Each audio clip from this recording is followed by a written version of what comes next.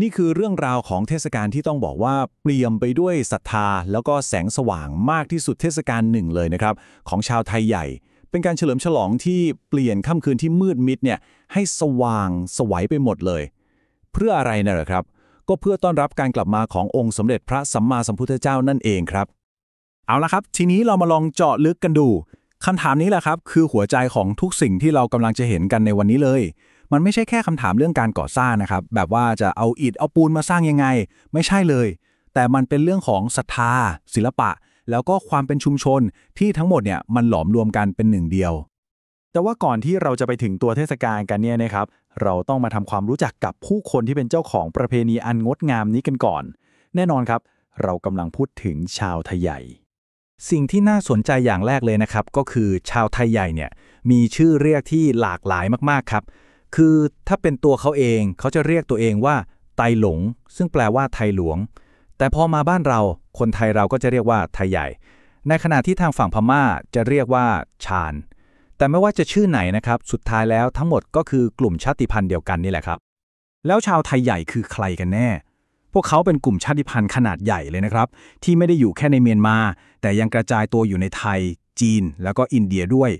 วัฒนธรรมของเขาเนี่ยเข้มแข็งแล้วก็มีเอกลักษณ์มากโดยเฉพาะอย่างยิ่งความศรัทธาในพระพุทธศาสนาครับซึ่งสิ่งนี้แหละที่เป็นแกนหลักของวิถีชีวิตแล้วก็จะนำเราไปสู่ตำนานที่เป็นจุดเริ่มต้นของทุกอย่างเลยและนี่แหละครับคือเรื่องราวที่เป็นที่มาของเทศกาลแห่งแสงสว่างทั้งหมดตำนานการเสด็จกลับมาของพระพุทธเจ้าที่ชาวไทยใหญ่ยึดถือสืบทอดกันมาแบบรุ่นสู่รุ่นเลยตำนานที่เป็นหัวใจของเทศกาลนี้มันเริ่มต้นจากการเดินทางครั้งสำคัญมากๆของพระพุทธเจ้าครับเรื่องมีอยู่ว่าพระองค์ได้เสด็จขึ้นไปบนสวรรค์ชั้นดาวดึงส์เพื่อที่จะแสดงธรรมโปรดพุทธมารดาแล้วการเดินทางครั้งนี้ไม่ใช่แค่แป๊บเดียวนะครับแต่ว่ากินเวลานานถึง3เดือนเต็มๆตลอดช่วงเข้าพรรษาเลยซึ่งก็เป็นช่วงเวลาที่พระองค์ทรงแสดงธรรมเทศนาโปรดพระมารดาอยู่บนสวรรค์นั่นแหละครับแล้วก็ถึงวันที่ทุกคนรอคอยครับพอครบกำหนด3เดือนปุ๊บพระองค์ก็เสด็จกลับลงมาสู่โลกมนุษย์แต่การกลับมาครั้งนี้เนี่ยโอ้โหไม่ได้เงียบเหงาเลยนะครับเป็นการกลับมาท่ามกลางการต้อนรับที่ยิ่งใหญ่มากๆทั้งจากทวยเทพทั้งจากมนุษย์และนี่แหละครับคือจุดเริ่มต้นจริงๆของเทศกาลที่เรากำลังจะพูดถึงกันเอาละครับทีนี้มาดูกันว่าตำนานความศรัทธาที่ว่าเนี่ยมันถูกแปลเปลี่ยนมาเป็นเทศกาลที่มีชีวิตชีวาและก็เต็มไปด้วยแสงสีแบบที่เราเห็นกันได้ยังไงชื่อปอยเหลิน11ชื่อนี้มีความหมายตรงตัวมากๆเลยนะครับคำว่าปอยเนี่ยจะแปลว่าพิธีหรืองานเฉลิมฉลองส่วนเหลินก็คือเดือนและ11ก็คือเดือน11ตามปฏิทินจันทรคตินั่นเองซึ่งมันก็จะตรงกับช่วงเวลาออกพรรษาพอดีเป๊ะเลยครับความพิเศษของเทศกาลนี้ก็คือมันไม่ได้จบในวันเดียวนะครับแต่เป็นงานเฉลิมฉลองที่จัดกันหลายวันเลยเริ่มตั้งแต่ช่วงเตรียมงานเลยที่ชาวบ้านก็จะออกมาจับจ่ายซื้อของทำบุญกันคึกคักพอถึงวันออกพรรษาปุ๊บก็จะมีการทำบุญใหญ่ที่วัดแล้วพอตกกลางคืนโอ้โหทั่วทั้งเมืองจะสว่างไสวไปด้วยแสงไฟมีการแสดงฟ้อนรำต่างๆเรียกว่าเป็นการต้อนรับการกลับมาของพระพุทธองค์อย่างสมเกียรติที่สุดเลยครับแล้วแน่นอนครับว่างานเทศกาลก็ต้องมาพร้อมกับอาหารแล้วก็วัฒนธรรมการแสดงที่เป็นเอกลักษณ์ใช่ไหมครับไม่ว่าจะเป็นแกงฮังเลเลิศๆหรือขนมเทียนในแบบของไทยใหญ่ที่เขาเรียกว่าข้าวหนมจ๊อกและที่ขาดไม่ได้เลยจริงๆก็คือการฟ้อนนกกิ่งกะหลาที่อ่อนช้อยงดงามมากๆซึ่งเขาเชื่อกันว่าเป็นการแสดงความยินดีของเหล่าสรรพสัตว์นั่นเองครับเอาละครับทีนี้เราจะมาเจาะลึกสัญลักษณ์ที่ต้องบอกว่าโดดเด่นและงดงามที่สุดของเทศกาลปอยเหลือน11กันเลยนั่นก็คือจองพารานั่นเองครับ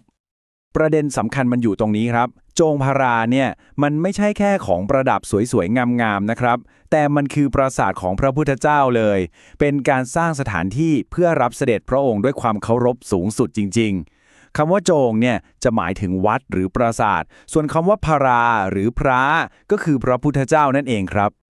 การสร้างจองพารายนี่เป็นอะไรที่มากกว่างานฝีมือนะครับมันคือศิลปะที่เปี่ยมไปด้วยศรัทธาเลยโครงสร้างหลักเนี่ยอาจจะดูเรียบง่ายนะครับพอทำจากไม้ไผ่แต่ความวิจิตรงดงามของมันเนี่ยโอ้โห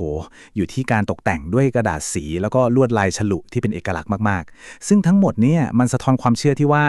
การสร้างปราสาทแห่งนี้จะนำสิริมงคลมาสู่บ้านของตัวเองแต่สิ่งที่น่าทึ่งไปกว่านั้นก็คือจองพาราเนี่ยไม่ได้มีแค่แบบเดียวนะครับแต่มีความหลากหลายถึง4แบบหลักๆเลยทีเดียวมีตั้งแต่จองพารายอดที่แบบสร้างอย่างยิ่งใหญ่อลังการเพื่อถวายวัดโดยเฉพาะ ไปจนถึงรูปแบบที่เรียบง่ายลงมาสำหรับประดับไว้ที่บ้าน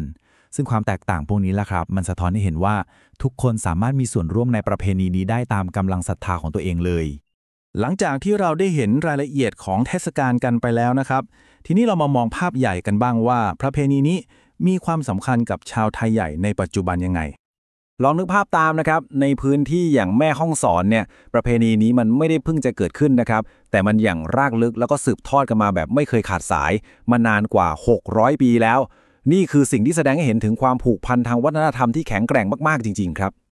มีคำกล่าวของชาวไทยใหญ่คำหนึ่งนะครับที่ผมว่ามันสรุปหัวใจของวัฒนธรรมเขาได้ดีมากๆเลยนั่นก็คือกินอย่างม่านตาลอย่างไตมันหมายความว่ายังไงก็คือแม้ว่าวัฒนธรรมการกินอาจจะได้รับอิทธิพลมาจากทางพม่าบ้าง